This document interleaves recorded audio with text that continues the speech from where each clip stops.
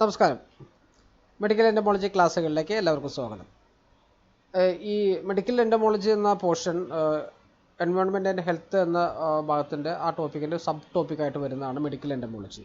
അപ്പോൾ ഇതൊരു പ്രത്യേകം ഒരു ക്ലാസ്സായിട്ട് വീഡിയോ ആയിട്ട് ചെയ്യുന്നത് എന്താണെങ്കിൽ നമുക്ക് ഈ ഒരു എൻഡമോളജി ഭാഗത്ത് നമുക്ക് കൊതുകുകളെക്കുറിച്ച് വളരെ കൃത്യമായിട്ട് വിശദമായിട്ട് പഠിക്കേണ്ട ആവശ്യകതയുണ്ട്. നമുക്ക് എന്തൊക്കെ ടൈപ്പ് കൊതുകുകളാണ് ഉള്ളത്, എങ്ങനെയാണ് അതിൻ്റെ ഓരോ സ്റ്റേജിലും നമുക്ക് മനസ്സിലാക്കാൻ പറ്റുന്നത്, അതിപ്പോൾ ലാർവ ആണെങ്കിലും അഡൽട്ട് ആണെങ്കിലും നമുക്കതെങ്ങനെ മനസ്സിലാക്കാൻ പറ്റും, അതിൽ സിറ്റിംഗ് പൊസിഷൻ നോക്കുമ്പോൾ നമുക്കതെങ്ങനെയാണ് അത് ഐഡൻറ്റിഫൈ ചെയ്യാൻ പറ്റും, ഇതൊക്കെ കൃത്യമായിട്ട് നമുക്ക് അറിഞ്ഞിരിക്കേണ്ടതും കൂടെ ആയതുകൊണ്ടാണ് ഇതൊരു സ്പെഷ്യൽ ടോപ്പിക്കായിട്ട് വീഡിയോ ചെയ്യുന്നത്. ഓക്കെ, അപ്പം വളരെ ഇമ്പോർട്ടൻ്റ് ആയിട്ടുള്ള പോയിന്റുകളാണ് ക്ലാസ്സിൽ ചേർത്തിരിക്കുന്നത്. നമുക്ക് പരീക്ഷയ്ക്ക് വരാൻ സാധ്യതയുള്ള ക്വസ്റ്റ്യൻസ് ഇതിൽ നിന്ന് നിരവധി ക്വസ്റ്റ്യൻസ് വന്നിട്ടുണ്ട്.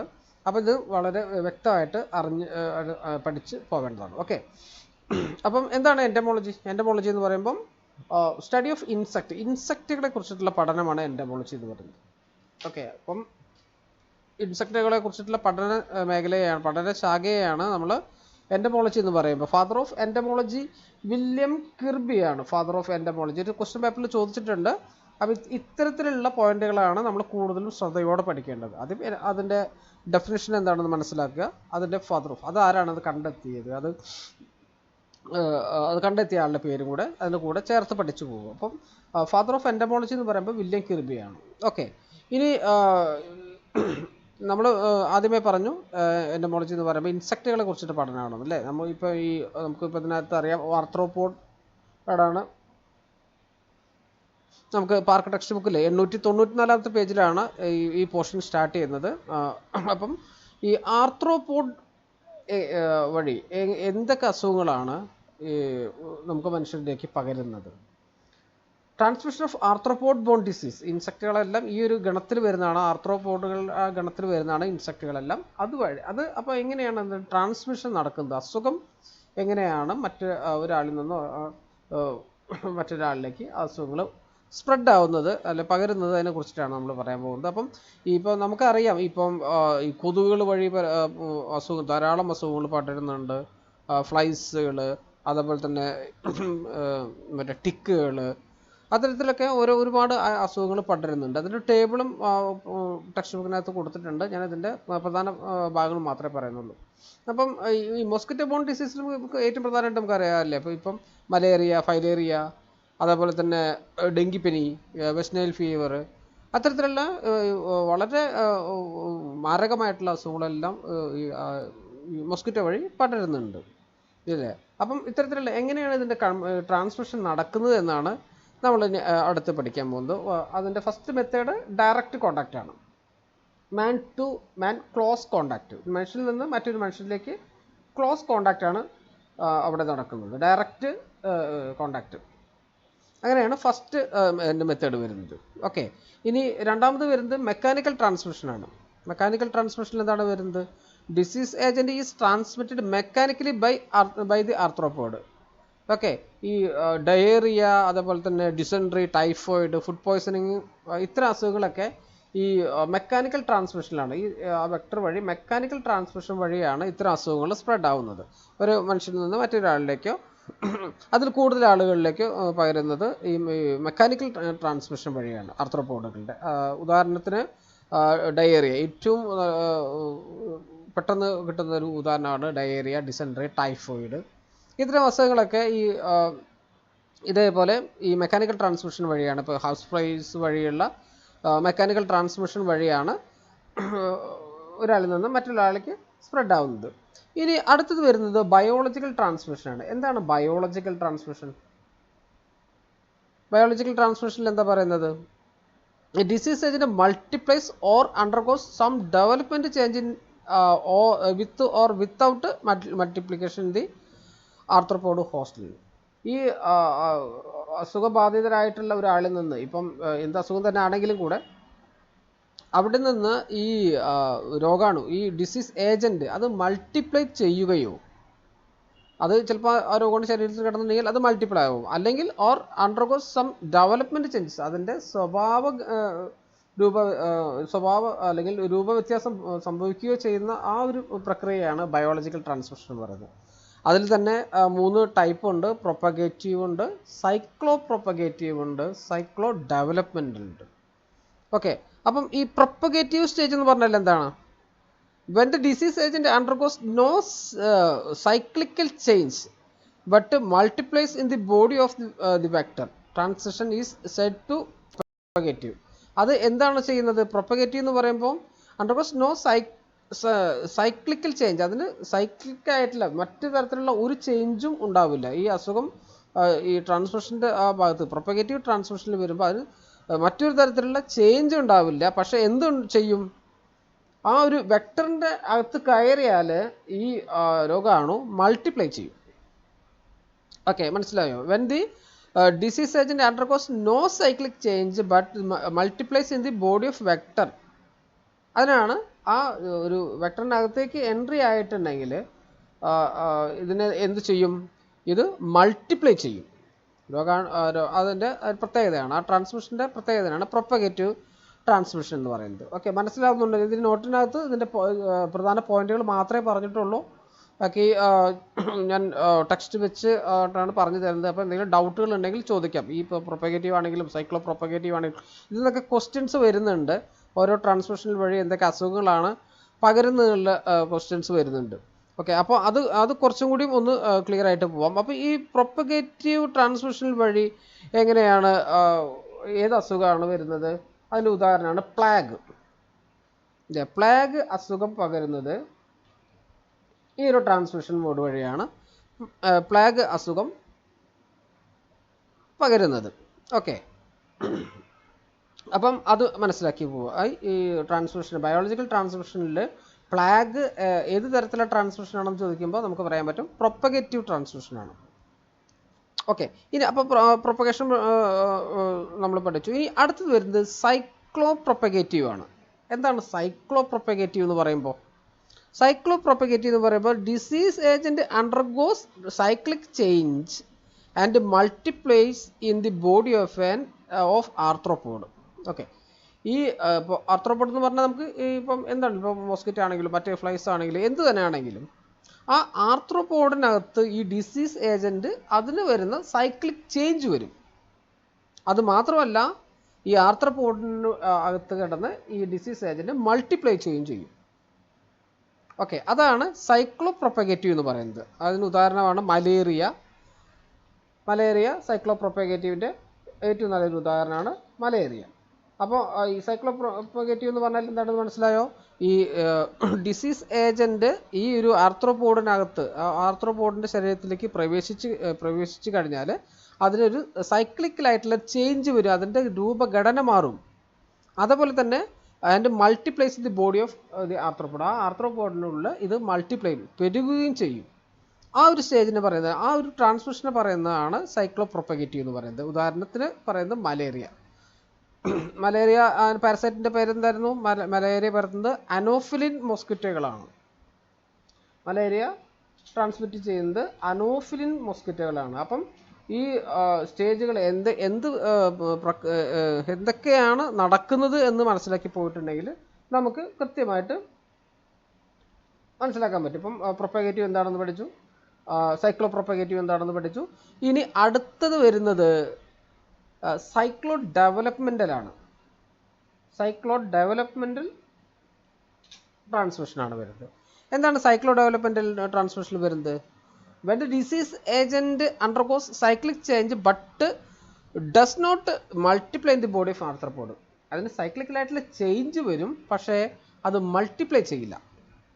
ഈ രോഗാണു ഈ ആർത്രോപോഡിൻ്റെ ശരീരത്തിലേക്ക് പ്രവേശിച്ച് കഴിഞ്ഞിട്ടുണ്ടെങ്കിൽ അതിന് ചേഞ്ചസ് വരും, എന്നതിനാൽ കൂടെ അത് മൾട്ടിപ്ലൈ ചെയ്യില്ല. അതിന് അത്തരത്തിലുള്ള ട്രാൻസ്മിഷനാണ് സൈക്ലോ ഡെവലപ്മെൻ്റൽ ട്രാൻസ്മിഷൻ എന്ന് പറയുന്നത്. ഓക്കെ, മനസ്സിലായോ? When the disease agent undergoes cyclic changes but does not multiply in the body of an arthropod. അതിന് സൈക്ലോ ഡെവലപ്മെൻ്റ് ട്രാൻസ്മിഷൻ്റെ ഉദാഹരണമാണ് ഫൈലേറിയ അതിൻ്റെ ഉദാഹരണമാണ്. ക്വസ്റ്റ്യൻ അത് ശ്രദ്ധിക്കണം, ഫൈലേറിയൽ പാരസൈറ്റ് ആണ്. ഈ ഫൈലേറിയ സ്പ്രെഡ് ആവുന്നത് ഈ ഒരു സൈക്ലോ ഡെവലപ്മെൻറ്റൽ ട്രാൻസ്മിഷനാണ്. ബയോളജിക്കൽ ട്രാൻസ്മിഷനിലെ സൈക്ലോ ഡെവലപ്മെൻറ്റൽ ട്രാൻസ്മിഷനാണ് ഫൈലേറിയ വരുന്നത്.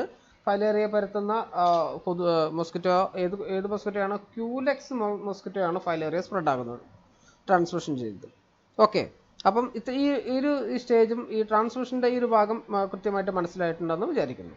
ഓക്കെ, ഇനി നമുക്ക് ഇതിൻ്റെ കൺട്രോൾ, ആർത്രോപോഡിൻ്റെ കൺട്രോൾ എങ്ങനെയൊക്കെയാണ് ആർത്രോപോഡിനെ നമുക്ക് കൺട്രോൾ ചെയ്യാൻ പറ്റുക, അതിൻ്റെ കൺട്രോൾ മെത്തേഡുകൾ എന്തൊക്കെയാണ് അടുത്തത് പറയാൻ പോകുന്നത്. ഓക്കെ, ആർത്രോപോഡ് കൺട്രോൾ എങ്ങനെയൊക്കെയാണ് അതിൻ്റെ കൺട്രോൾ പ്രക്രിയകൾ എന്തൊക്കെ ചെയ്യാം, അതിൽ പോയിന്റുകൾ പറഞ്ഞതുപോലെ തന്നെ നമുക്ക് എൻവയോൺമെൻ്റ് ആയിട്ടുള്ള കൺട്രോൾ മെഷേഴ്സ് ഉണ്ട്, കെമിക്കലായിട്ടുണ്ട്, ബയോളജിക്കലായിട്ടുണ്ട്, അതേപോലെ തന്നെ ജനറ്റിക് ആയിട്ടുള്ള കൺട്രോൾ ഉണ്ട്.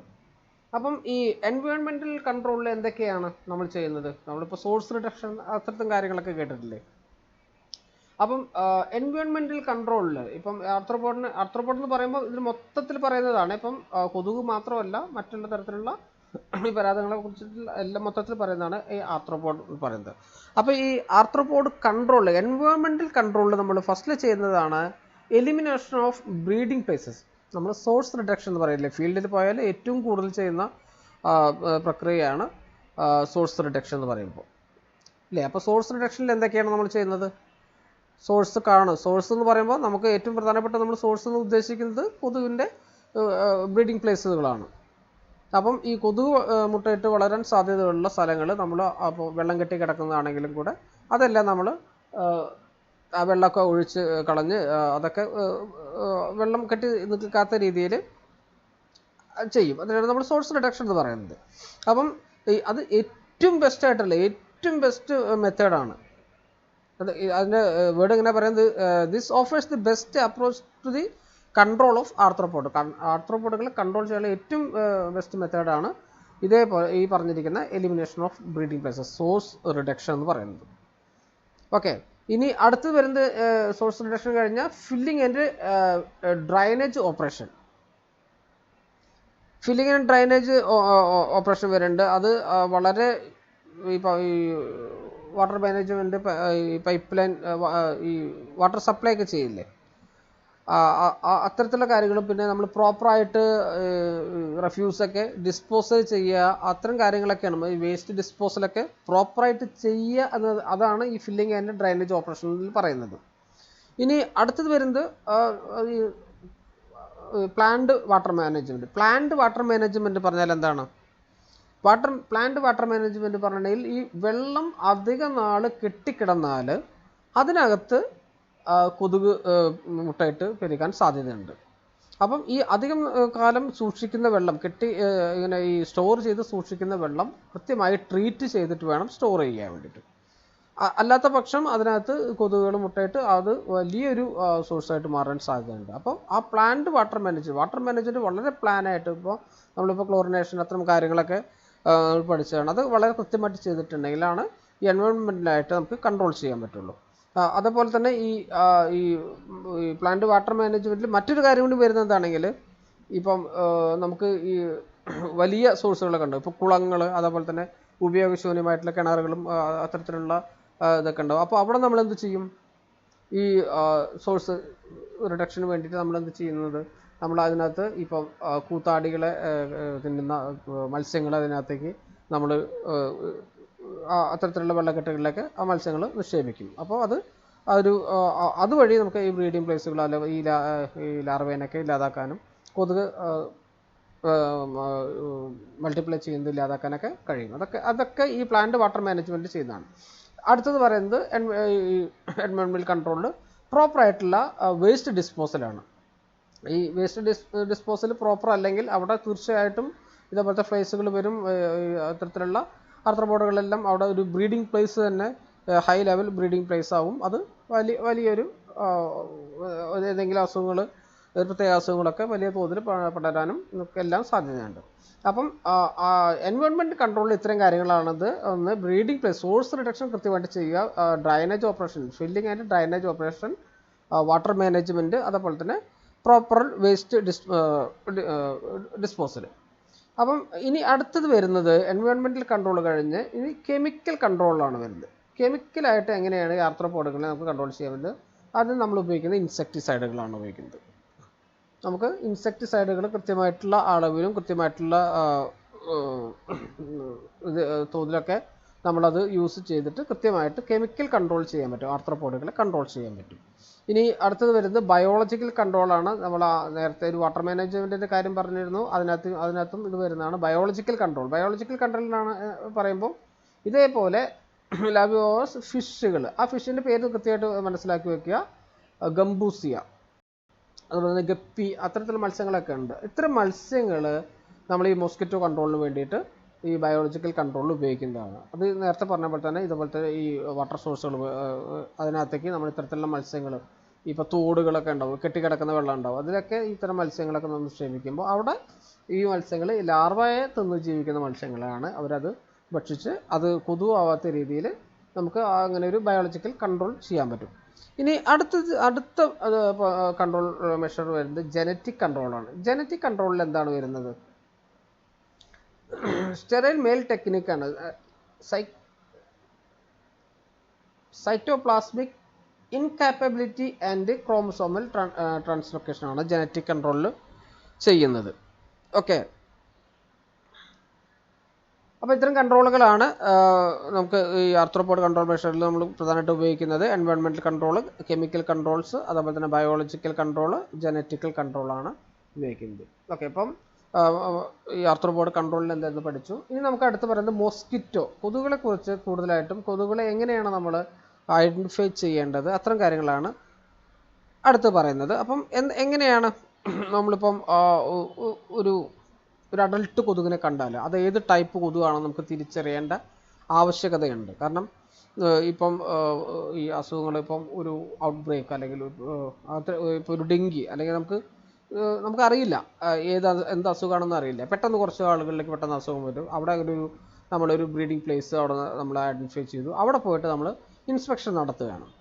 അപ്പം ചിലപ്പോൾ നമുക്ക് അഡൽട്ട് മോസ്കിറ്റോനെ കിട്ടില്ല, പക്ഷേ എന്നാലും അതിൻ്റെ ആ ബ്രീഡിംഗ് പ്ലേസിൽ അതിൻ്റെ കൂത്താടിയെ നമുക്ക് കിട്ടാൻ സാധ്യതയുണ്ട്. അപ്പോൾ ഇത്തരത്തിലുള്ള ഇപ്പോൾ നമുക്ക് അഡൽട്ട് കൊതുകിനെ കണ്ടാലറിയണം, അതിൻ്റെ കൂത്താടിയെ കണ്ടാലറിയണം.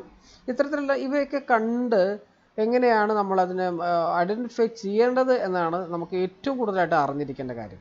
അപ്പോൾ പ്രധാനമായിട്ടും ഇതിൻ്റെ ബോഡി പാർട്സ് വരുന്നത് 3 പാർട്സായിട്ടാണ് വരുന്നത്. മോസ്കിറ്റോയുടെ ഹെഡ്, അതേപോലെ തന്നെ തൊറാക്സ് എന്ന് പറയുമ്പോൾ ഹെഡ് വരുന്നുണ്ട് ബോഡി പാർട്സിൽ, തൊറാക്സ് വരുന്നുണ്ട്. തൊറാക്സ് പറയുമ്പോൾ ഈ ഒരു റീജിയനാണ് തൊറാക്സ് വരുന്നത്. പിന്നെ വരുന്നത് അബ്ഡമനാണ്, അബ്ഡമൻ ഭാഗം. അപ്പോൾ ഈ 3 ഭാഗങ്ങളാണ് പ്രധാനമായിട്ടും മോസ്കിറ്റോയ്ക്ക് ഉള്ളത്. അപ്പം ഈ പോയിന്റുകൾ ഞാൻ ഇത്രയും വിശദമായിട്ട് ഈ ചിത്രത്തോട് കൂടിയിട്ട് പറഞ്ഞത് എന്താണെങ്കിൽ ഇനി ഈ ഒരു കാര്യം ഒരിക്കലും മറക്കാൻ പാടില്ല, അതുകൊണ്ടാണ് ഇത്രയും വിശദമായിട്ട് ചിത്രത്തോട് കൂടിയിട്ട് പറയുന്നത്. ഇനി നമുക്കിതിൻ്റെ ലൈഫ് സൈക്കിളിലേക്ക് പോകുമ്പോൾ എങ്ങനെയാണ് കൊതുകുകൾ വരുന്നത്? എഗ്ഗ് ഉണ്ടാവും. ഫസ്റ്റ് ചിത്രമാണ് എഗ്ഗ് ഉണ്ടാവും, അത് ലാർവയാവും. ഓക്കെ, ലാർവ കഴിഞ്ഞാൽ അത് പ്യൂപ്പയാവും, അത് കഴിഞ്ഞാലാണ് അഡൽട്ട് ആവുന്നത്. അപ്പോൾ നമുക്ക് ഏറ്റവും കൂടുതൽ നമ്മൾ കാണപ്പെടുന്നത് ഈ ഒരു സ്റ്റേജിൽ നമുക്ക് ഇഷ്ടംപോലെ കാണപ്പെടുന്നുണ്ട് വെള്ളത്തിൽ ഈ എഗ്ഗ്. അപ്പം ഈ എഗ്ഗ് കണ്ടാലും അതുപോലെ തന്നെ അതിൻ്റെ ലാർവയെ കണ്ടാലും പ്യൂപ്പയെ കാണാൻ സാധ്യതയില്ല, അത് പെട്ടെന്ന് നടക്കുന്ന സംഗതിയാണ്, ചിലപ്പോൾ കണ്ടെത്താനൊക്കെ പാടാവും. പക്ഷേ ഈ 2 സംഗതികൾ, എഗ്ഗും ലാർവയും, നമുക്ക് പെട്ടെന്ന് കണ്ടാൽ ഐഡൻറ്റിഫൈ ചെയ്യാൻ പറ്റും, ഏത് ടൈപ്പ് കൊതുവാണെന്ന് ഐഡൻറ്റിഫൈ ചെയ്യാൻ പറ്റും. അപ്പോൾ അതിൻ്റെ പ്രത്യേകതകളിലേക്ക് പോവാം. അപ്പോൾ അതിൻ്റെ ലൈഫ് സൈക്കിൾ ഇങ്ങനെയാണ് വരുന്നത്: എഗ്ഗ്, ലാർവ, പ്യൂപ്പ, അത് കഴിഞ്ഞാൽ അഡൽട്ട്. അപ്പം ഈ നമുക്ക് ഓരോ ടൈപ്പ് കൊതുകുകളും അതിൻ്റെ എഗ്ഗിൻ്റെ പ്രത്യേകതകളുണ്ട്, ലാർവയ്ക്ക് പ്രത്യേകതകളുണ്ട്. അതൊക്കെ ഇത് എങ്ങനെയാണ് നമുക്കത് ഐഡൻറ്റിഫൈ ചെയ്യാൻ പറ്റുന്നത് നമുക്ക് നോക്കാം. ഓക്കെ, ഇനി വരുന്നത് മെയിൻ ട്രൈബ്സ് ഓഫ് മോസ്കിറ്റോ ആണ്. എന്താണ് ട്രൈബ്സ് ഓഫ് മോസ്കിറ്റോ എന്ന് പറയുമ്പോൾ? 2 ട്രൈബ്സാണ്, ട്രൈബ് അനോഫിലി, അതുപോലെ തന്നെ ട്രൈബ് കൽക്കുനി. അതിൽ വരുന്നതാണ് ക്യൂലെക്സും ഈഡിസും മാനിസോണിയൊക്കെ ആ ഒരു ഗണത്തിൽ വരുന്നതാണ്. ട്രൈബ് കൽക്കുനി എന്ന ആ ഒരു ഗണത്തിൽ വരുന്നതാണ് ക്യൂലെക്സും ഈഡിസും മാനിസോണിയും മോസ്കിറ്റൊക്കെ അതിനകത്തേക്ക് വരുന്നതാണ്. ടേബിളിലേക്ക് പോകുമ്പോൾ നമുക്ക് അതിനകത്ത് കൃത്യമായിട്ട് നമുക്ക് വായിച്ച് മനസ്സിലാക്കാൻ പറ്റും. ഡിഫറൻസിയേഷൻ ബിറ്റ്വീൻ അനോഫിലിൻ ആൻഡ് കൽക്കുനി, ഇതിൻ്റെ രണ്ടും തമ്മിലുള്ള വ്യത്യാസങ്ങളാണ് ടേബിളിനകത്ത് പറയുന്നത്. നമ്മൾ പറഞ്ഞല്ലേ എഗ്ഗ് നമുക്ക് അതിൻ്റെ സൈക്കിൾ നമ്മൾ പഠിച്ചു. Egg, larva, pupa, adult. Egg എങ്ങനെയാണ് ഉണ്ടാവുക, അതിൻ്റെ എങ്ങനെ അതിന് നമുക്ക് കണ്ടാൽ എങ്ങനെയാണ് ഐഡൻറ്റിഫൈ ചെയ്യാൻ പറ്റുക? ലൈഡ് സിംഗിലി കുറച്ചുകൂടി താഴേക്ക് പോയിട്ടുണ്ടെങ്കിൽ അതിൻ്റെ ചിത്രം കൊടുത്തിട്ടുണ്ട്. അതിൻ്റെ ഷേപ്പ് പറയുമ്പോൾ ഇപ്പോൾ അനോഫിലിൻ മോസ്കിറ്റോയുടെ എഗ്ഗിൻ്റെ ഷേപ്പ് എന്ന് പറയുന്നത് നമുക്ക് ഏറ്റവും പെട്ടെന്ന് തിരിച്ചറിയാൻ പറ്റുന്നതാണ്. എഗ്ഗ് ആർ ബോട്ട് ഷേപ്പ്ഡ് ആണ്, provided with lateral floats. Boat shaped ആണ് ഈ അനോഫിലിൻ മോസ്കിറ്റോ, അനോഫിലസ് മോസ്കിറ്റോകളുടെ എഗ്ഗ്. അത് ലൈഡ് സിംഗിൽ തൂങ്ങിക്കിടക്കുന്ന ബോട്ട് ഷേപ്പ്ഡ് ആണ് അതിൻ്റെ എഗ്ഗ് വരുന്നത്. ഇനി ക്യൂലെക്സ്, ഈഡിസ്, മനസോണിയ അതിലേക്ക് വരുമ്പോൾ എങ്ങനെയാണ്? അതൊരു ക്ലസ്റ്ററുകളായിട്ടാണ്. Laid in clusters or raft. Each raft contain 100 to 250 egg. ഓരോ ക്ലസ്റ്ററുകളായിട്ടാണ് ക്യൂലെക്സ്, ഈഡിസ്, മനസോണിയ തുടങ്ങിയ കൊതുകുകളുടെ എഗ്ഗ് കാണപ്പെടുന്നത്. ഈ അനോഫിലസിൻ്റെ ലൈഡ് സിംഗിലി അത് ഒറ്റയായിട്ടാണ് ഉണ്ടാവുക. പക്ഷേ ഈ ക്യൂലെക്സ്, ഈഡിസ്, മനസോണിയ കൊതുകുകളുടെ എഗ്ഗ് കാണുന്നത് അത് ഓരോരോ ക്ലസ്റ്ററുകളായിട്ടാണ് പല സ്ഥലങ്ങളിലും കാണപ്പെടുന്നത്. ഓരോ ക്ലസ്റ്ററിൽ 100 മുതൽ 250 എഗ്ഗ് വരെ നമുക്ക്. അതിൽ ഈഡിസ് ആണ് പറയുന്നത്, എക്സ്പെക്ട് ഈഡിസ് ആണ്. എക്സെപ്റ്റ് ഈഡിസിന് അല്ലാത്ത ഇങ്ങനെ ക്ലസ്റ്ററുകളായിട്ടാണ് കാണപ്പെടുന്നത്. ഇനി അതിൻ്റെ ഷേപ്പ് എങ്ങനെ വരുന്നത്? Eggs R oval shaped. നമ്മൾ അനോഫിലസിൻ്റെ ബോട്ട് ഷേപ്പ്ഡ് എന്ന് പറഞ്ഞു. പക്ഷേ ഇവിടേക്ക് വരുമ്പോൾ ക്യൂലെക്സും ഈഡിസിലേക്കും മനസോണിയയിലേക്ക് വരുമ്പോൾ അവിടെ ഓവൽ ഷേപ്പ്ഡ് ആണ്. And not provided with lateral floats. Oval ഷേപ്പുകളാണ്. അപ്പോൾ ഷേപ്പുകൾ തമ്മിൽ മാറിപ്പോകരുത്. അനോഫിലസ് മോസ്കിറ്റോയുടെ ബോട്ട് ഷേപ്പ്ഡും ഈഡിസും മറ്റു കൽക്കുനി വിഭാഗത്തിൽ വരുന്നതിൻ്റെയൊക്കെ ഓവൽ ഷേപ്പ്ഡാണ് എഗ്ഗ് വരുന്നത്. ഇനി എഗ്ഗ് കഴിഞ്ഞു. ഇനി അതിൻ്റെ ലാർവ സ്റ്റേജിലേക്ക് എത്തുമ്പോൾ എങ്ങനെയാണ്? ലാർവ സ്റ്റേജിലേക്ക് എത്തുമ്പോൾ എങ്ങനെയാണ് നമുക്ക് മനസ്സിലാക്കാൻ പറ്റുക? അത് റെസ്റ്റ് ചെയ്യുന്ന റെസ്റ്റ് ചെയ്യുന്ന അത് നോക്കിയിട്ടാണ് നമ്മൾ ഇത് ഏത് കൊതുകിൻ്റെ ലാർവയാണെന്ന് നമുക്ക് തിരിച്ചറിയാൻ പറ്റുക. ഓക്കെ, അപ്പം എങ്ങനെയാണ് ഇപ്പം അനോഫിലസ് മോസ്കിറ്റോയുടെ larva rest parallel to water സർഫസിനോട് പാരലായിട്ടാണ്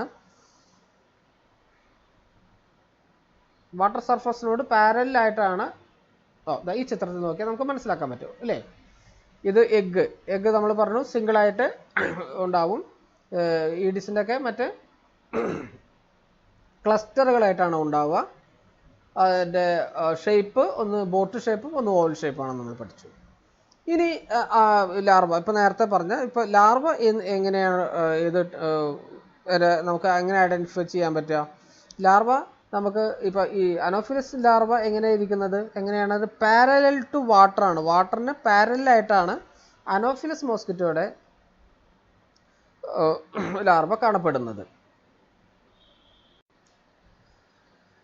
ഓക്കെ, അപ്പം അനോഫിലസ് മോസ്കിറ്റോയുടെ ലാർവ കാണുന്നത് റെസ്റ്റ് പാരലൽ ടു വാട്ടർ സർഫസിനോട് ചേർന്നിട്ടാണ് തന്നെയാണ് അനോഫിലസ് മോസ്കിറ്റോയുടെ ലാർവ കാണുന്നത്.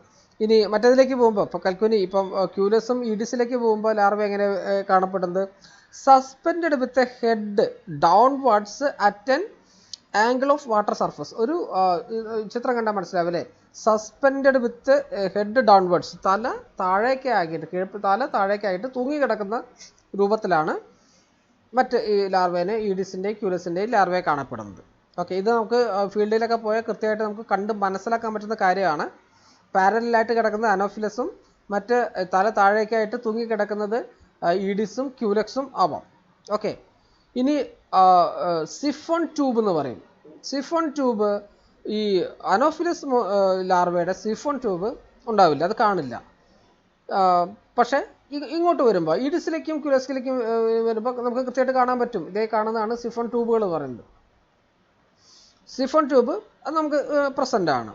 ഇനി പാൽമേറ്റ് ഹെയർ പ്രസൻറ്റ് ആൻഡ് അബ്ഡോമൽ സെഗ്മെൻറ്റിൽ ഈ പാൽമേറ്റ് ഹെയർസ് ഉണ്ട്, അത് കാണാൻ പറ്റും. പക്ഷേ ഇവിടേക്ക് വരുമ്പോൾ ക്യൂലക്സിലേക്ക് വരുമ്പോൾ അത്തരത്തിലുള്ള ഒരു പാൽമേറ്റ് ഹെയർ കാണാൻ പറ്റില്ല. അപ്പോൾ ലാർവയുടെ സവിശേഷതകൾ എങ്ങനെയാണ് മനസ്സിലാക്കേണ്ടത് പിടികിട്ടിയല്ലോ. ഇനി നമുക്ക് പ്യൂപ്പയിലേക്ക് വരാം. പ്യൂപ്പയിലേക്ക് വരുമ്പോൾ എന്താണ് കാണാൻ കഴിയുന്നത്? പ്യൂപ്പയിലേക്ക് വരുമ്പം അവിടെ siphon tube is broad and short. ചെറുതാണ് സിഫോൺ ട്യൂബുകൾ വരുന്നത് അനോഫിലസ് മോസ്കിറ്റോയുടെ. പക്ഷേ ഇവിടെ വരുമ്പം ക്യുലെക്സിലേക്കും എഡിസിലേക്കും വരുമ്പോൾ സിഫോൺ ട്യൂബുകൾ ലോങ് ആൻഡ് നാരോ ആയിട്ട് കാണപ്പെടും. ഇനി അഡൾട്ടിലേക്ക് വരുമ്പോഴോ, അനോഫിലസ് മോസ്കിറ്റോയുടെ അഡൾട്ട് സ്റ്റേജിലേക്ക് വരുമ്പോൾ ആ ചിത്രത്തിൽ മനസ്സിലാവില്ല. അഡൾട്ട് സ്റ്റേജുകൾ ആ കൊതുകുകളുടെ ഘടന തന്നെ വളരെ വ്യത്യാസമുണ്ട്. When at rest inclined at an angle to surface. Rest സമയമാണ് പറയുന്നത്. താഴെ ചിത്രത്തിലേക്ക് ശ്രദ്ധിക്കാൻ പറ്റും. ഇവിടെയാണ് റെസ്റ്റ് ചെയ്യുന്നത്. Inclined at an angle to surface. സർഫസിലേക്ക് ചരിഞ്ഞ് തലകുത്തിയതുപോലെയാണ്, ചരിഞ്ഞ് കുത്തി നിൽക്കുന്നത് പോലെയാണ് അനോഫിലസ് മോസ്കിറ്റോകൾ റെസ്റ്റിംഗ് സമയത്ത് ഉണ്ടാവുക. ഓക്കെ. Wings spotted. അതേപോലെ തന്നെ palpi long with both sexes. അപ്പം നമുക്കിപ്പം ഈ കൊതുകിൻ്റെ റെസ്റ്റിംഗ് പൊസിഷൻ നോക്കി നമുക്ക് കൊതുകുകളെ ഐഡൻറ്റിഫൈ ചെയ്യാൻ പറ്റും. ഇപ്പോൾ ഇതേപോലെ inclined to an angle to surface, സർഫസിൽ ഒരു ആംഗിളിലേക്ക് ഇങ്ങനെ ചരിഞ്ഞ് സിറ്റിംഗ് പൊസിഷനിൽ നിൽക്കുന്നതെല്ലാം അനോഫിലസ് മോസ്കിറ്റോയാണ്. ഇനി ക്യൂലെക്സിലേക്കും ഈഡിസിലേക്കും പോകുമ്പോൾ എന്താണ് വരുന്നത്? When at rest the body exhibit at hunch back. ആ ചിത്രത്തിൽ കണ്ടാൽ മനസ്സിലാവും അല്ലേ? ഇതിനൊക്കെ ഒരേ തലത്തിലാണ്. അതൊരു ഇൻക്ലൈൻഡ് ആയിട്ടല്ല, കറക്റ്റായിട്ട് ആ പ്രതലത്തോട് ചേർന്ന് നിൽക്കുന്ന സ്വഭാവമാണ് മറ്റു കൊതുകുകൾക്കുള്ളത്. വിങ്സ് അൺസ്പോട്ടഡ്. പിന്നെ അതേപോലെ തന്നെ പാൽപ്പി ഷോർട്ട് ഇൻ ഫീമെയിൽ കൊതുകുകളിൽ പാൽപ്പി വളരെ ഷോർട്ടായിരിക്കും.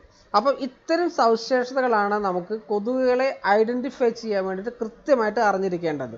നമുക്കിപ്പം ഈ അഡൾട്ടിൻ്റെ ചിത്രത്തിലേക്ക് വരുമ്പോൾ അതിൽ നമുക്ക് കാണാൻ പറ്റും ഓരോ കൊതുകുകളുടെയും അതിൻ്റെ ഷേപ്പ് എങ്ങനെയാണെന്ന് കാണാൻ പറ്റും. ഏറ്റവും കൂടുതൽ പ്രത്യേകത എന്താണെങ്കിൽ നമുക്ക് അതിൻ്റെ സിറ്റിംഗ് പൊസിഷൻ വെച്ച് നമുക്ക് ആ കൊതുകുകളെ ഐഡൻറ്റിഫൈ ചെയ്യാൻ പറ്റണം. അവിടെയാണ് നമ്മൾ ഏറ്റവും കൂടുതലായിട്ട് നമ്മൾ അറിഞ്ഞിരിക്കേണ്ട കാര്യങ്ങളും സിറ്റിംഗ് പൊസിഷൻ വെച്ച് കൊതുകുകളെ ഐഡൻറ്റിഫൈ ചെയ്യാൻ പറ്റുന്നതാണ്. ഓക്കെ. അപ്പോൾ ഇതൊരു പ്രധാനപ്പെട്ട പോയിന്റുകളാണ് ഈ കൊതുകുകളെ ഐഡൻറ്റിഫൈ ചെയ്യാൻ പറ്റുന്നത്. പിന്നെ ഓരോ കൊതുകുകളുടെയും പ്രത്യേകതകളും കാര്യങ്ങളൊക്കെ ഇനി നമുക്ക് തുടർന്ന് വരുന്നുണ്ട്. ഇനി നമുക്കതിൻ്റെ ഹാബിറ്റ്സിലേക്ക് പോവാം. ഹാബിറ്റ്സിലേക്ക് പോകുമ്പോൾ ഫീഡിങ് ഹാബിറ്റ്സ് എന്തൊക്കെയാണ്? Feeding ഹാബിറ്റ്സിലേക്ക്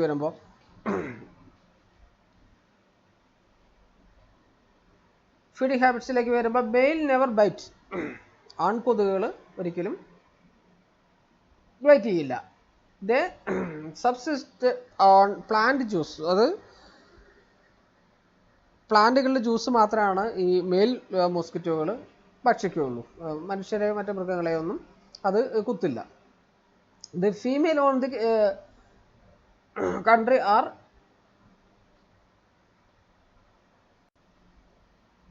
okay. അപ്പോൾ ഫീഡിങ് ഹാബിറ്റ്സ് ആണ് പറഞ്ഞുകൊണ്ടിരുന്നത്. അപ്പം ഈ male mosquito never bite. Male mosquito ഒരിക്കലും മനുഷ്യരെ അതേപോലെ തന്നെ ആനിമൽസിനെയോ കടിക്കില്ല, കുത്തില്ല. അത് ഈ പ്ലാന്റ് ജ്യൂസ് മാത്രമാണ് ഭക്ഷിക്കുന്നുള്ളൂ. നേരെ മറിച്ച് ഫീമെയിൽ മോസ്കിറ്റോകളാണ് ഈ മനുഷ്യരെ കുത്തുകയും അല്ലെങ്കിൽ തന്നെ മൃഗങ്ങളെ കുത്തുകയും ഈ അസുഖങ്ങൾ സ്പ്രെഡാക്കുകയും ചെയ്യുന്നുണ്ട്. അതിന് പറയുന്നൊരു വാക്കാണ് ഹെമറ്റോഫാഗസ് എന്ന് പറയുന്നത്. ഈ ഹെമറ്റോഫാഗസ് എന്ന് പറയുമ്പോൾ അതിനകത്ത് ഇങ്ങനെ പറയുന്നുണ്ട്, ദേ റിക്വയർ ബ്ലഡ് മീൽ. അതിൻ്റെ രണ്ട് ടൈപ്പ് വരുന്നുണ്ട്. ആന്ത്രോഫിലിക് വരുന്നുണ്ട്. ആന്ത്രോഫിലിക് പറയുമ്പോൾ എന്താണ്? പ്രിഫർ ഹ്യൂമൻ ബ്ലഡ് ഈ മനുഷ്യരക്തം പ്രിഫർ ചെയ്യുന്നതിനാണ് ആന്ത്രോഫിലിക് എന്ന് പറയുന്നത്.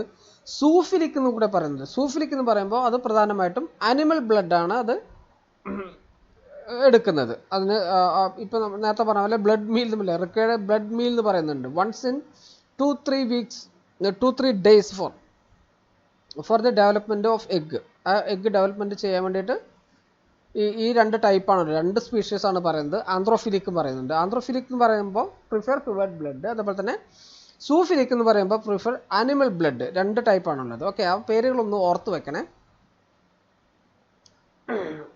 ഇനി നമുക്ക് ടൈം ഓഫ് ബൈറ്റിലേക്ക് പോകുമ്പോൾ എപ്പോഴാണ് time of bite evening or early part of night, വൈകുന്നേരങ്ങളിലോ അല്ലെങ്കിൽ early part of the night, രാത്രിയുടെ തുടക്കത്തിലോ.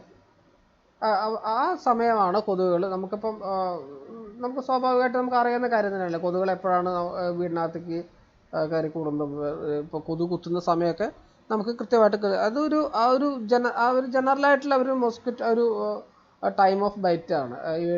ഈവനിങ് അല്ലെങ്കിൽ അതേപോലെ തന്നെ ഏർലി പാർട്ട് ഓഫ് നൈറ്റ് വരുന്നു. ഇനി റെസ്റ്റിംഗ് ഹാബിറ്റിലേക്ക് വരുമ്പോൾ എൻഡോഫാലിയ എന്ന് പറയും. എൻഡോഫില എന്ന് പറയുമ്പോൾ ഇൻഡോർ ആണ്.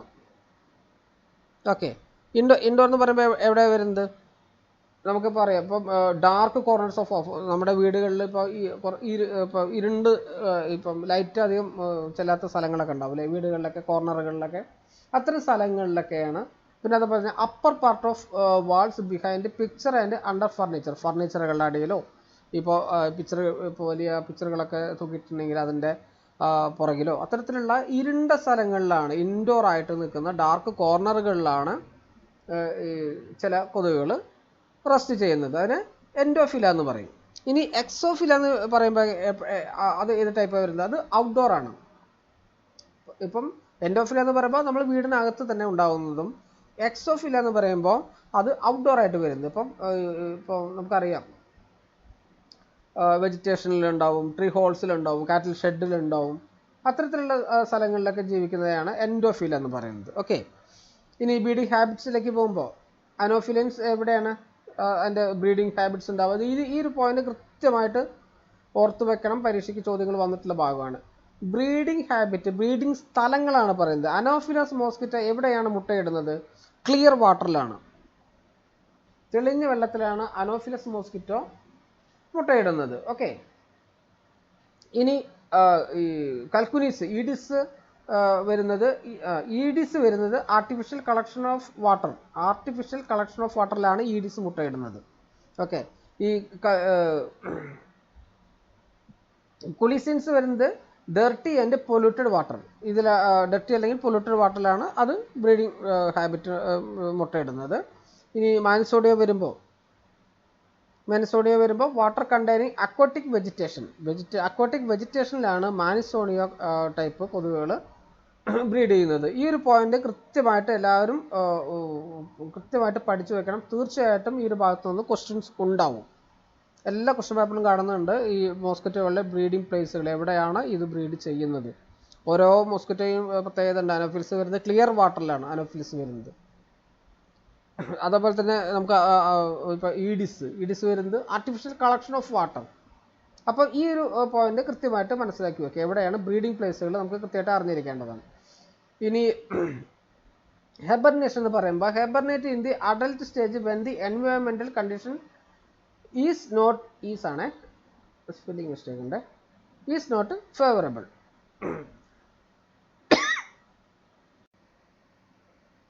അപ്പം ഈ ഹെബർനേഷൻ എന്ന് പറയുമ്പോൾ എന്താണ്? ഒരു നിഷ്ക്രിയ അവസ്ഥയിലേക്ക് എത്തുന്നതാണ്. ഇപ്പം എൻവയോൺമെന്റ് മോശം കാലാവസ്ഥ സാഹചര്യങ്ങളൊക്കെ ആകുമ്പോൾ കൊതുകുകൾ ഒരു നിഷ്ക്രിയ അവസ്ഥയിലേക്ക് എത്തുന്നുണ്ട്. ഓക്കെ, ഇനി ഡിസ്പേഴ്സിലേക്ക് വരുമ്പോൾ എന്താണ് ഡിസ്പേഴ്സിൽ വരുന്നത്?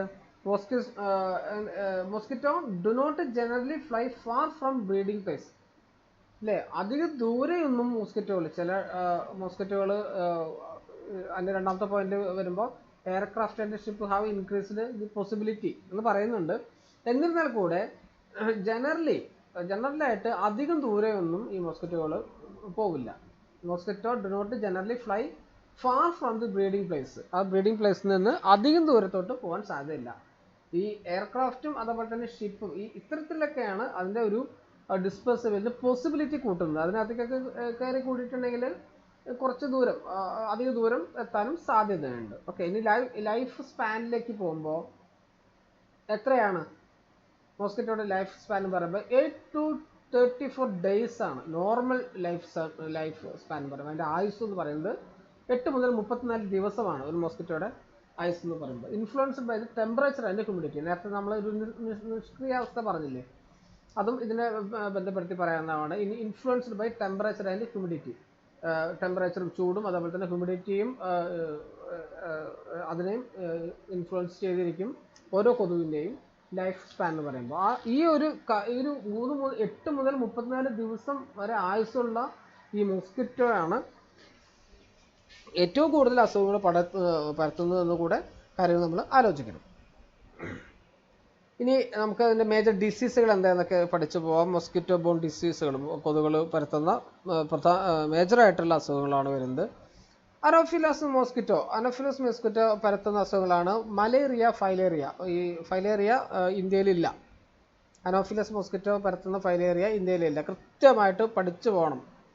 ഈ ഒരു പോയിന്റ് കൃത്യമായിട്ട് പഠിച്ചു പോകണം. ഞാൻ വളരെ ഷോർട്ടാക്കിയിട്ടാണ് നോട്ട്സ് ഇട്ടിരിക്കുന്നത്. കാരണം ഇത്രയാണ് നമുക്കതിൽ പ്രധാനമായിട്ടും നമുക്ക് ക്യാച്ച് ചെയ്യേണ്ട കാര്യങ്ങളുള്ളൂ. അനോഫിലസ് മോസ്കിറ്റോ പരത്തുന്ന അസുഖം നമുക്ക് മലേറിയ ഏറ്റവും സിമ്പിളായിട്ടുള്ള ഉത്തരം പറയാം. അതേപോലെ തന്നെ ഫൈലേറിയ ഉണ്ട്, പക്ഷെ അത് ഇന്ത്യയിൽ കാണപ്പെടുന്നില്ല.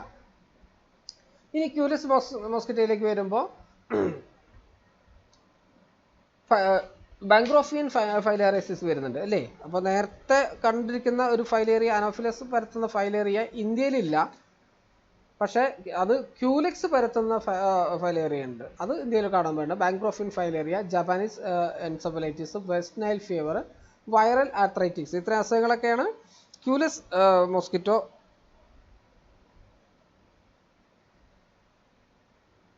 പരത്തുന്ന അസുഖങ്ങൾ. ഓക്കെ, ഇനി ഈഡിസിലേക്ക് വരുമ്പോഴോ, ഈഡിസ് കൊതുക് പരത്തുന്ന അസുഖങ്ങളാണ് യെല്ലോ ഫീവർ, ഡെങ്കിപ്പനി, അതേപോലെ തന്നെ ഡെങ്കു ഹെമറേജിക് ഫീവർ, ചിക്കൻ ഗുനിയ, അതേപോലെ തന്നെ ചിക്കൻ ഗുനിയ ഹെമറേജിക് ഫീവർ. ഈ ഹെമറേജിക് ഫീവർ എന്നൊക്കെ പറയുമ്പോൾ അത് തലച്ചോറിനെ ബാധിക്കുന്ന അസുഖമാണ് കേട്ടോ. അപ്പോൾ ഡെങ്കു ആണെങ്കിലും സാധാ ഡെങ്കിപ്പനി ഉണ്ട്, അതിൻ്റെ കുറച്ചുകൂടി സിവിയറായിട്ടുള്ള കണ്ടീഷനാണ് ഡെങ്കു ഹെമറേജിക് ഫീവർ. തലച്ചോറിനെ ബാധിക്കുമ്പോഴാണ് ഇതേപോലെ തന്നെ ഹെമറേജിക് ഫീവറായിട്ട് അത് മാറുന്നത്. വളരെ സീരിയസ് ആയിട്ടുള്ള കണ്ടീഷനാണ്, മരണം വരെ സംഭവിക്കാവുന്ന കണ്ടീഷനാണ് ഈ ഹെമറേജിക് ഫീവറിലേക്ക് വരുമ്പോൾ. അപ്പം ഈ ഡിസിലേക്ക് തന്നെ വരാം. റിഫ്റ്റ് വാലി ഫീവർ വരുന്നുണ്ട്, അതേപോലെ തന്നെ ഫൈലേറിയ. ഈ ഈഡിസ് പരത്തുന്നതും അനോഫിലസ് പരത്തുന്നതും ഫൈലേറിയയിലും രണ്ടും ഇന്ത്യയിൽ കാണപ്പെട്ടിട്ടില്ല. അത് കൃത്യമായിട്ട് ഓർത്ത് വെക്കണം. അനോഫിലസ് പരത്തുന്നതും ഈഡിസ് പരത്തുന്നതുമായിട്ടുള്ള ഫൈലേറിയ ഇന്ത്യയിൽ കാണുന്നില്ല. ഇന്ത്യയിൽ കാണുന്ന ഫൈലേറിയ പരത്തുന്നത് ക്യൂലെക്സ് മോസ്കിറ്റോയാണ് ഇന്ത്യയിൽ കാണപ്പെടുന്ന ഫൈലേറിയ സ്പ്രെഡ് ആക്കുന്നത്. ഇനി മാൻസോണിയയിലേക്ക് വരുമ്പോൾ മലായൻ ഫൈലേറിയസിസ് വരുന്നുണ്ട്, അതേപോലെ തന്നെ ചിക്കൻ ഗുനിയ ഫീവർ വരുന്നുണ്ട്. അപ്പം ഈ ഫൈലേറിയയുടെ ഒരു കാര്യം, ഏതൊക്കെ കൊതുകുകളിലേക്ക് വരിക, 2 ടൈപ്പ് ആണ് പറയുന്നത്. ക്യൂലെക്സ് പരത്തുന്നത് ബ്രോങ്കിയൻ ഫൈലേറിയാസിസും, മാൻസോണിയാഡിസ് പരത്തുന്നത് മലയൻ ഫൈലേറിയസിസും ആണ്. അതിന് പറഞ്ഞാൽ ബ്രൂഗിയൻ ഫൈലേറിയസിസും പറയും. അപ്പം അത് പരസ്പരം അങ്ങോട്ടും മാറിപ്പോവാതെ കൃത്യമായിട്ട് പഠിച്ചു പോവുക. ഓക്കെ, ഇനി നമുക്കതിൻ്റെ കൺട്രോൾ മെഷറിലേക്ക് പോവാം അല്ലേ. Mosquito control measures, anti larval മെഷേഴ്സിലേക്ക് ആദ്യം പോവാം. എന്തൊക്കെയാണ് ആൻറ്റി ലാർവൽ കൺട്രോളിലേക്ക് വരുമ്പോൾ എന്തൊക്കെയാണ്? അവിടെ നമുക്ക് എൻവയോൺമെൻറ്റൽ കൺട്രോൾ ഉണ്ട്, അതുപോലെ തന്നെ കെമിക്കൽ കൺട്രോളും ബയോളജിക്കൽ കൺട്രോളും ഉണ്ട്. ഓക്കെ, എൻവയോൺമെൻറ്റൽ കൺട്രോളിൽ നമുക്ക് നേരത്തെ നമ്മൾ ഫസ്റ്റിലേ പഠിച്ചു, സോഴ്സ് റിഡക്ഷനാണ് എൻവയോൺമെൻറ്റ് കൺട്രോളിൽ ചെയ്യാനുള്ളത്. ബ്രീഡിംഗ് പ്ലേസുകൾ കൃത്യമായിട്ട് നശിപ്പിച്ചു കൊണ്ടിരിക്കുക, ബ്രീഡിംഗ് ഇല്ലാത്ത രീതിയിൽ അതിനെ നശിപ്പിച്ചു കൊണ്ടിരിക്കുക. അത് തന്നെയാണ് സോഴ്സ് റിഡക്ഷൻ എന്ന് പറയുന്നത് എൻവയോൺമെൻറ്റൽ കൺട്രോളിൽ വരുന്നത്. ആൻറ്റി ലാർവൽ മെഷറിൽ എൻവയോൺമെൻറ്റ് കൺട്രോളിൽ സോഴ്സ് റിഡക്ഷൻ തന്നെയാണ് ഏറ്റവും ബെസ്റ്റ് ആയിട്ടുള്ള അപ്രോച്ച്. രണ്ടാമത് വരുന്നത് കെമിക്കൽ കൺട്രോളാണ്. കെമിക്കൽ കൺട്രോളിൽ എന്തൊക്കെയാണ് ചെയ്യുന്നത്? കെമിക്കൽ കൺട്രോളിൽ മിനറൽ ഓയിൽസ് ഉപയോഗിക്കും. പാരിസ് ഗ്രീൻ ഉണ്ട്, സിന്തറ്റിക് ഇൻസെക്ടിസൈഡ്സ് ഉണ്ട്. മിനറൽ ഓയിൽസിലേക്ക് വരുമ്പോൾ എന്തൊക്കെ മിനറൽ ഓയിൽസാണ് നമ്മൾ ഉപയോഗിക്കുന്നത്? ഡീസൽ ഉപയോഗിക്കാം, അതേപോലെ തന്നെ fuel oil, kerosene applied with water 40 to 90 litres per hectare. ഒരു ഹെക്ടറിന് 40 മുതൽ 90 ലിറ്റർ വരെ ആ ഒരു അനുപാതത്തിലാണ് ഈ ഓയിലുകൾ ഉപയോഗിക്കുന്നത്. വൺസ് എ വീക്ക്, അത് ആഴ്ചയിൽ ഒരിക്കലാണ് മിനറൽ ഓയിലുകൾ ഉപയോഗിക്കാൻ പാടുള്ളൂ. അതിൻ്റെ ഒരു ഡിസഡ്വാൻറ്റേജ് പറഞ്ഞാൽ water unfit four drink, it kill fish. അത് അത്തരത്തിലുള്ള ഈ കെമിക്കൽ കൺട്രോൾ ചെയ്താൽ പിന്നെ ആ വെള്ളം ഡയറക്റ്റ്ലി നമുക്ക് ഉപയോഗിക്കാൻ അത് അൺഫിറ്റ് ആവും. അത് ട്രീറ്റ് ചെയ്തതിന് ശേഷം മാത്രമേ ഉപയോഗിക്കാൻ പറ്റുള്ളൂ. അത് മാത്രമല്ല, അത് അവിടെ വാട്ടർ സോഴ്സിലുള്ള ഫിഷിനെയെല്ലാം കൊല്ലാനും സാധ്യതയുണ്ട്. അതാണ് ഈ മിനറൽ ഓയിൽസുകളുടെ പ്രത്യേകത കെമിക്കൽ കൺട്രോളിൽ വരുമ്പോൾ. ഇനി പാരീസ് ഗ്രീൻ ഉപയോഗിക്കാം. പാരിസ് ഗ്രീൻ ഉപയോഗിക്കുമ്പോൾ എന്താണ് വരുന്നത്? അനോഫിലസ് ലാർവയാണ്, മെയിൻലി അനോഫിലസ് ലാർവയാണ് നശിപ്പിക്കാൻ വേണ്ടിയിട്ടാണ് പാരിസ് ഗ്രീൻ ഉപയോഗിക്കുന്നത് അല്ലേ? പാരിസ് ഗ്രീനിൽ ഉപയോഗിക്കുമ്പോൾ അനോഫിലസ് മോസ്കിറ്റോയെ നശിപ്പിക്കാൻ വേണ്ടിയിട്ടാണ് പാരിസ് ഗ്രീൻ ഉപയോഗിക്കുന്നത്. ഇനി അതിൽ തന്നെ പറയുന്നത് സിന്തറ്റിക് ഇൻസെക്ടിസൈഡ്സിലേക്ക് വരുമ്പോൾ അബേറ്റ്, ഫാത്തിയോൺ, ക്ലോർപൈറോഫോസ് ഇത്തരത്തിലുള്ളതൊക്കെയാണ് സിന്തറ്റിക് ആയിട്ടുള്ള ഇൻസെക്ടിസൈഡ്സ് ഉപയോഗിക്കുന്നത്. അപ്പം 2-3 തരത്തിലുള്ളതാണ് നമ്മൾ പറഞ്ഞത്. ആൻറ്റി ലാർവൽ, എൻവയോൺമെൻറ്റൽ കൺട്രോൾ, അതുപോലെ തന്നെ കെമിക്കൽ കൺട്രോൾ, ബയോളജിക്കൽ കൺട്രോൾ വരുമ്പോൾ. അപ്പോൾ അതിൽ തന്നെ നമ്മളിപ്പോൾ പറഞ്ഞത് കെമിക്കൽ കൺട്രോൾ പറഞ്ഞു. എൻവയോൺമെൻറ്റൽ കൺട്രോൾ നമ്മൾ സോഴ്സ് റിഡക്ഷൻ പറഞ്ഞു. കെമിക്കൽ കൺട്രോളിൽ മിനറൽ ഓയിൽ, പാരിസ് ഗ്രീൻ, അതുപോലെ തന്നെ സിന്തറ്റിക് ഇൻസെക്ടിസൈഡ്സ് എന്ന് പറഞ്ഞു. ഈ പാരിസ് ഗ്രീൻ ഉപയോഗിക്കുന്നത് എത്രയാണെന്ന് വെച്ചിട്ടുണ്ടെങ്കിൽ applied 2% dust with is prepared by maximum 2 kg of Paris green and 98 kg of diluent such as soapstone powder or sacked lime rotary mixer. അതിൻ്റെ ഒരു നമ്മളിപ്പം ഓരോ കെമിക്കൽ ഉപയോഗിക്കുമ്പോഴും അതേപോലെ തന്നെ ഇപ്പോൾ പാരിസ് ഗ്രീൻ ഉപയോഗിക്കുമ്പോഴും അതിൻ്റെ അനുപാതങ്ങൾ കൃത്യമായിട്ട് മനസ്സിലാക്കണം. അതിൻ്റെ ഒരു എത്രത്തോളമാണ് ഉപയോഗിക്കുന്നത്, അതിൻ്റെ ഡോസ് എത്രയാണെന്ന് വെക്കണം. ഈ പാരിസ് ഗ്രീൻ നമ്മൾ റെക്കമെൻഡ് ചെയ്യുന്നത് ഡോസ് 1 കിലോഗ്രാമൊക്കെയാണ് റെക്കമെൻഡ് ചെയ്യുന്നത്. ഒരു ഹെക്ടർ ഓഫ് വാട്ടറിന് 1 കിലോഗ്രാമൊക്കെയാണ് പാരിസ് ഗ്രീൻ നമ്മൾ റെക്കമെൻഡ് ചെയ്യുന്നത് അതിൻ്റെ കെമിക്കൽ കൺട്രോളിന് വേണ്ടിയിട്ട് ഉപയോഗിക്കുന്നത്. ഓക്കെ, ഇനി നമ്മൾ അടുത്ത് വരുന്നത് ഇപ്പം സിന്തറ്റിക് ഇൻസെക്ടിസൈഡ്സ് പറഞ്ഞാൽ ഇപ്പോൾ അബേറ്റ്, ഫാത്തിയോൺ അത്തരത്തിലുള്ള ഇതൊക്കെ നമ്മൾ ഉപയോഗിക്കുന്നത് തന്നെ അതിൻ്റെയും ഒരു അനുപാതമുണ്ട്. ഇപ്പം ഒരു ഹെക്ടറിനാണെങ്കിൽ എത്രത്തോളം ഉപയോഗിക്കേണ്ടത് വെച്ചിട്ടുണ്ടെങ്കിൽ Abate at a concentration of 1.0 ppm അത് പറയുന്നത്.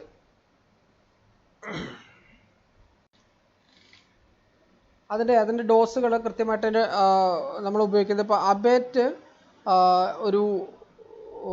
ഒരു ഹെക്ടറിന് ഒരു ഹെക്ടറിൽ നമ്മൾ അബേറ്റ് ഉപയോഗിക്കുന്നത് ഇപ്പം 56 മുതൽ 112 അത്ര ഈ ഡോസേജുകൾ കൃത്യമായിട്ട് ഒരു ടേബിൾ കൊടുത്തിട്ടുണ്ട്.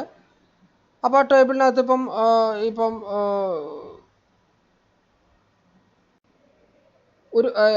ഒരു ഹെക്ടർ എന്ന കണക്കിലാണ് എടുക്കുന്നത്. അബേറ്റ് ഉപയോഗിക്കുന്നത് 56 മുതൽ 112 ഗ്രാം പെർ ഹെക്ടർ. ഒരു ഹെക്ടറിൽ 56 മുതൽ 112 ഗ്രാം വരെ അതിൻ്റെ ഒരു റേഞ്ചാണ് പറഞ്ഞിരിക്കുന്നത്. ഇനി അതേപോലെ തന്നെ ഇപ്പോൾ മലത്തിയോൺ ഉപയോഗിക്കുന്നത് എത്രയാണ് ഉപയോഗിക്കുന്നത്?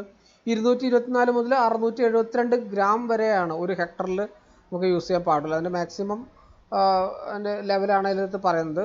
ഇനി ഫെത്തിയോണിലേക്ക് വരുമ്പോൾ അത് കുറച്ചുകൂടി കുറയും. 22 മുതൽ 112 ഗ്രാം വരെയാണ് ഒരു ഹെക്ടറിലേക്ക് ഉപയോഗിക്കുന്നത്.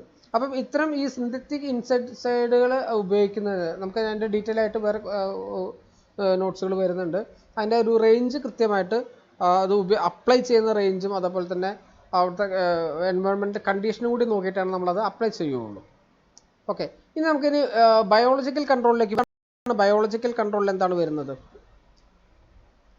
നേരത്തെ പറഞ്ഞല്ലേ, Gambusia, affinis and Lebistes reticulatus. These fish can be used in borrow pits, sewage, oxidation pond, ornamental ponds. ഇത്തരത്തിലുള്ള മത്സ്യങ്ങളെ നിക്ഷേപിച്ചുകൊണ്ട് ഈ ആൻറ്റി ലാർവൽ ഫിഷുകളെ നിക്ഷേപിച്ചുകൊണ്ട് ബയോളജിക്കൽ കൺട്രോൾ ചെയ്യാൻ പറ്റും. അപ്പം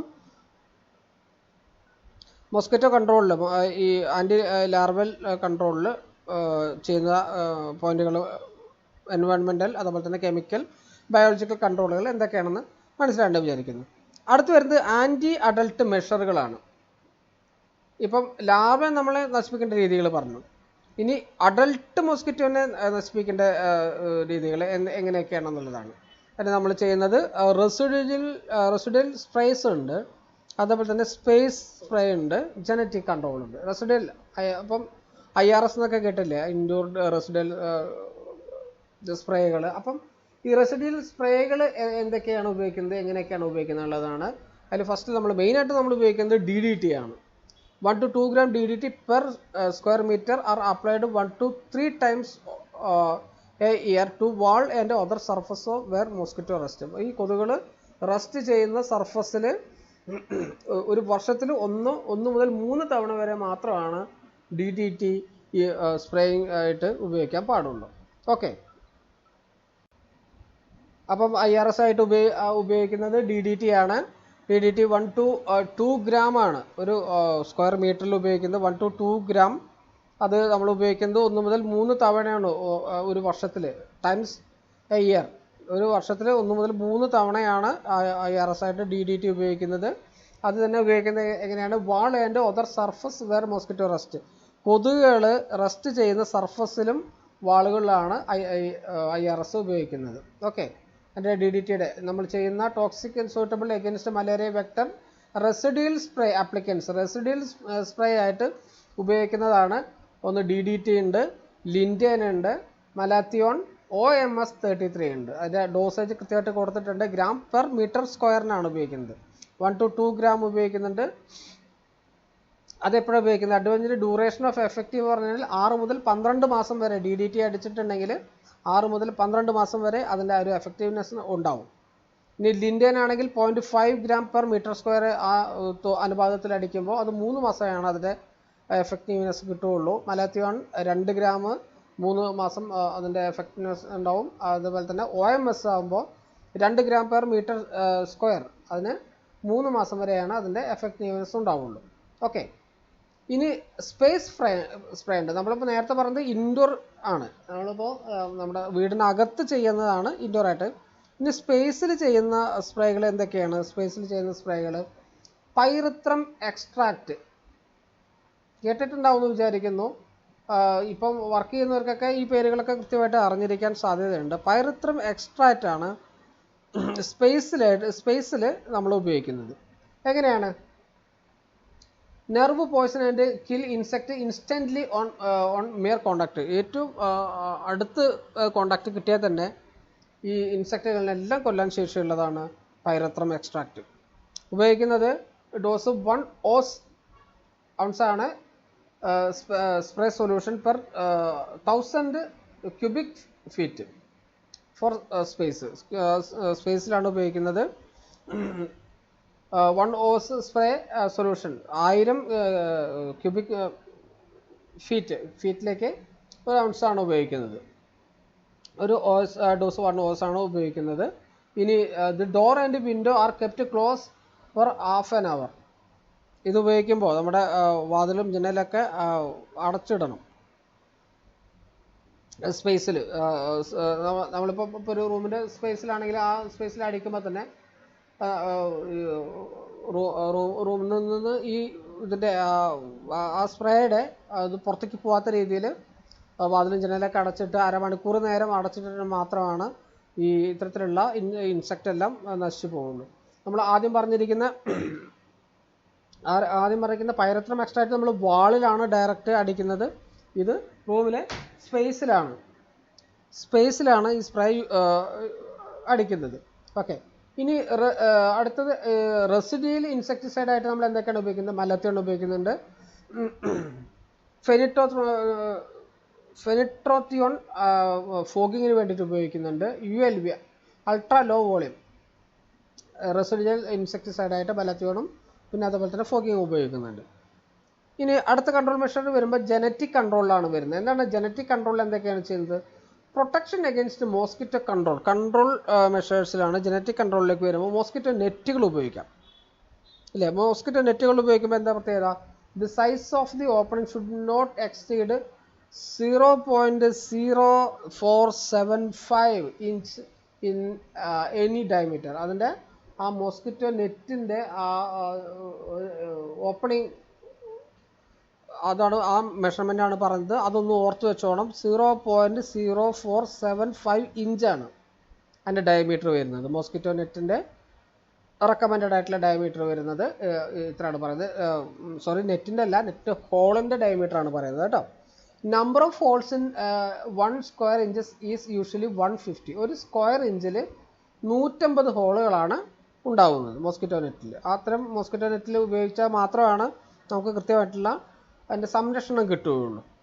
ഇനി സ്ക്രീനിങ്ങിലേക്ക് വരുമ്പോൾ screening of building with copper or bronze goes having 16 to the inch is recommended. Screening ചെയ്യുന്നത് അല്ലേ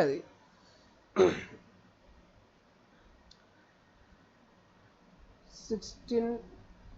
ഇവിടെ ഒരു ചെറിയൊരു മിസ്റ്റേക്ക് ഉണ്ട്, മെഷസ് ഉണ്ട് കേട്ടോ, മെഷസ് ആണ് ഉപയോഗിക്കുന്നത്.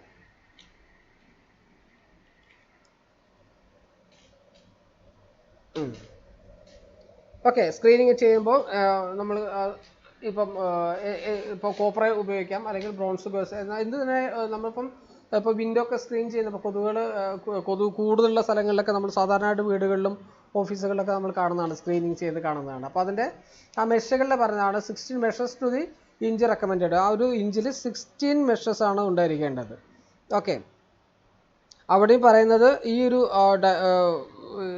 മറ്റേ ഡയമീറ്റർ എത്ര, ആ ഒരു ഓപ്പണിങ്ങിൻ്റെ ഹോളിൻ്റെ ഡയമീറ്റർ എത്ര തന്നെയാണ് പറയുന്നത്. ഓക്കെ, 0.0475 ഇഞ്ച് തന്നെയാണ് അവിടെയും പറയുന്നത്. അതിൻ്റെ അപ്പർച്ചർ പറയുന്നത് 0.0475 ഇഞ്ചാണ് വരുന്നത്. ഓക്കെ, ഇനി നമുക്ക് റിപ്പലൻ്റ് ഉപയോഗിക്കാം.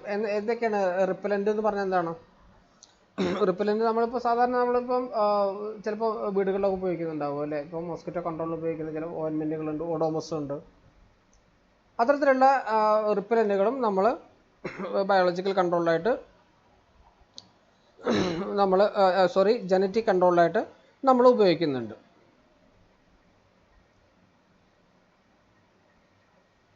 ഇനി പ്രധാനപ്പെട്ട കുറച്ച് ഇൻസെക്ടിസൈഡുകളുടെ പേരാണ് ഓർത്ത് വെക്കണം. DDTയുടെ ഫുൾ ഫോം എന്തായാലും കൃത്യമായിട്ട് പഠിച്ചു വെക്കണം. ഡൈക്ലോറോ ഡൈഫിനൈൽ ട്രൈക്ലോറ ഇതേനാണ് DDTയുടെ ഫുൾ ഫോം. ഓക്കെ, അത് പല ക്വസ്റ്റ്യൻ പേപ്പറിലും ഇപ്പോൾ ഹെൽത്ത് സർവീസിൽ മാത്രമല്ല, ഈ ബയോളജിയൊക്കെ വിഷയമായിട്ടുള്ള ഇപ്പോൾ 10th ലെവൽ 12th ലെവലൊക്കെ പരീക്ഷയിൽ ഒരു ജനറലായിട്ടുള്ള നോളജിൽ കൂടെ ഈ ഒരു ക്വസ്റ്റ്യൻ കണ്ടിട്ടുണ്ട്, DDTയുടെ ഫുൾ ഫോം എന്താണെന്നുള്ളത്. അപ്പോൾ DDTയുടെ full form dichloro diphenyl trichloro ഇതേനാണ് DDTയുടെ ഫുൾ ഫോം.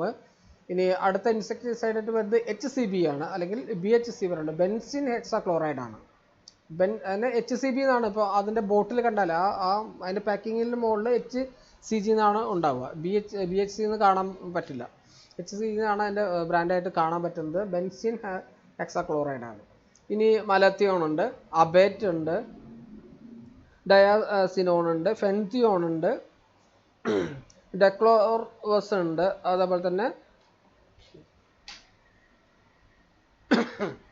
പ്രൊപ്പോക്സർ ഉണ്ട്, പൈറത്രം ആൻഡ് DDT. അത് രണ്ടും കൂടി മിക്സ് ചെയ്ത് വരുന്നതാണ്. സിന്തറ്റിക് പൈറത്രൈഡുകളുണ്ട്, പൈറത്രമല്ല സിന്തറ്റിക് പൈറത്രൈഡ്സ് ഉണ്ട്. ഇനി അതുപോലെ തന്നെ റിട്ടോനോൺ ഉണ്ട്, മിനറൽ ഓയിൽസ് ഉണ്ട്, പാരിസ് ഗ്രീൻ ഉണ്ട്. ഇത്രയൊക്കെയാണ് പ്രധാനമായിട്ടുള്ള ഇൻസെക്ടിസൈഡുകളായിട്ട് നമ്മൾ ഉപയോഗിക്കുന്നത്. അപ്പം മെഡിക്കൽ എൻഡമോളജിയുടെ നമുക്ക് അറിഞ്ഞിരിക്കേണ്ട ഇപ്പം പരീക്ഷയ്ക്ക് മാത്രം ഈ ഒരു ഭാഗത്തു നിന്ന് പരീക്ഷയ്ക്ക് 3-4 ക്വസ്റ്റ്യൻസ് നിരന്തരം വന്നുകൊണ്ടിരിക്കുന്ന ഒരു പോർഷനാണ്. കൃത്യമായിട്ട് പഠിച്ചു പോവുക. നമുക്ക് പരീക്ഷയ്ക്ക് മാത്രമല്ല, ജോലി കിട്ടി ഫീൽഡിൽ പോകുമ്പോഴാണെങ്കിലും കൂടെ നമുക്ക് ഏറ്റവും കൂടുതൽ അറിഞ്ഞിരിക്കേണ്ട ഒരു ഭാഗമാണ്. കൃത്യമായിട്ട് പഠിച്ചു പോവുക. വളരെ ഷോർട്ടായിട്ടാണ് ക്ലാസ്സുകൾ ഇട്ടിരിക്കുന്നത്. സമയം ഇങ്ങനെ കൂടുതലായി പോകുന്നുണ്ട്, അതെനിക്ക് മനസ്സിലാവുന്നുണ്ട്. പക്ഷേ എന്നാൽ കൂടെ ഏറ്റവും അടിയന്തരമായിട്ട് അറിഞ്ഞിരിക്കേണ്ട പോയിന്റുകൾ ഉൾപ്പെടുത്തിയിട്ടാണ് ക്ലാസ് തയ്യാറാക്കിയിരിക്കുന്നത്. അപ്പോൾ എല്ലാവരും കൃത്യമായിട്ട് വീഡിയോ കണ്ട് നോട്ട്സുകൾ വായിച്ച് സംശയം വരുന്ന ഭാഗങ്ങൾ ചോദിക്കുക, കൃത്യമായിട്ട് ഞാൻ പറഞ്ഞു തരാം. ഓക്കെ, അപ്പോൾ ഈ ക്ലാസ് ഇവിടെ അവസാനിക്കുകയാണ്. അപ്പോൾ എല്ലാവർക്കും ആശംസകൾ.